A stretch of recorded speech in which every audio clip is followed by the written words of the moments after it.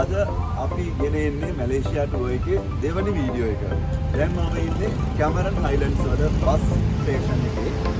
අද අපි දවසේ සංචාරය කරන්න බලාපොරොත්තු වෙන ස්ථාන පහක් තියෙනවා.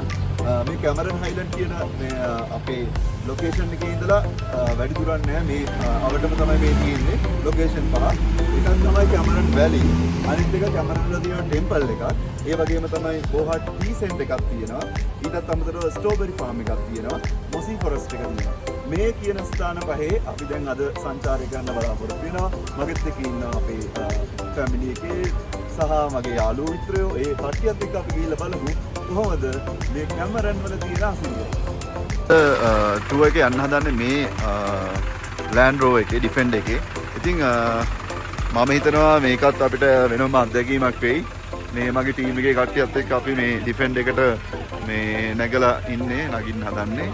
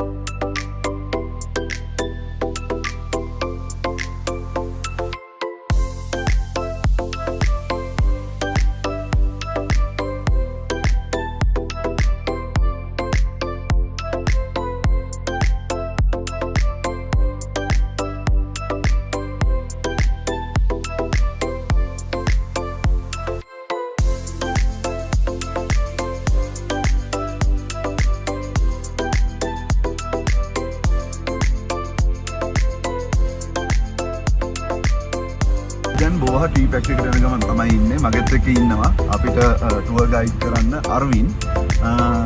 අර්වින් ඔයාලට කියලා දෙයි මෙහි තියෙන විශේෂත්වය සහ මේ තියෙන දේවල් ගැන. Arvind, can you explain something about this Boha tea factory? Okay, so now we are right now in the Boha tea plantation. So one of the biggest and largest tea plantation in Malaysia. Yes. So and this is owned by Scottish people. Okay. So they started in 1929. So this plantation almost 96 years old. 96 years Yeah, old. and also we can visit the factory. And Okay. also they have a cafe. Yes. So I will show you. Oh, okay. Yeah. Thank you.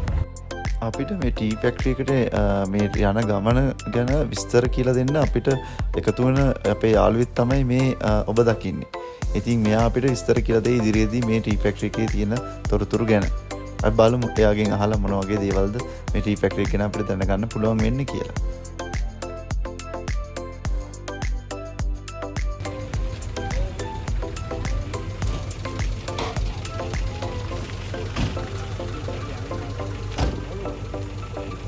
The other one is Boh Sungai Palas. The other one is smaller than this. Yes. But usually here not much people because it's quite far from the town. Okay. So a lot of people they went up for the Boh Sungai Palas. And Yes. this is a huge, 3 times bigger than the Boh Sungai Palas. Yes. I think. Yeah.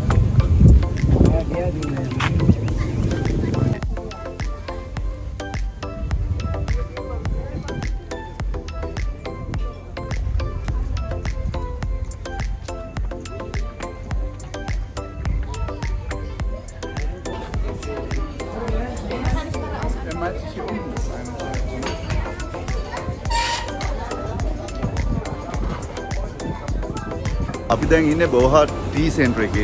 එතකොට හැබැයි මේ බෝහට් රීසෙන්ට් එකේ ඇතුළේ videos ගන්න බැරි වෙනවා. මොකද හේතුව ඒගොල්ලෝ අපිට කැමරාස් ඇතුළට ගෙනියන්න ඉඩ දෙන්නේ නැහැ. ඒ නිසා අපිට කැමරා කරන්න බෑ ඇතුළේ. ඒත් මම මේ විස්තරේ ඇතුළේ මොන වගේ දේවල්ද තියෙන්නේ ඒ දේවල් මම ඔයාලට එක්ස්ප්ලেইন කරන්නම් පස්සේ. දැන් අපි ගිහිල්ලා බලමු බෝහට් ටී ෆැක්ටරි එක ඇතුළේ කොහොමද තියෙන තාක්ෂණය සහ ඒගොල්ලෝ කොයි වගේ දේවල් උපයෝගී කරගෙනද මේ තේ නිෂ්පාදනය සඳහා කටයුතු කරන්න කියලා අපි බලමු. දැන් මේ ඔයාලා දකින්නේ තේ ගසක දල්ලේ සිට අපි බොන තේ කුඩු සහ ඉවත දන දස්ට් එක දක්වා තේ නිෂ්පාදන ක්‍රියාවලියේ අදියර කිහිපයක්.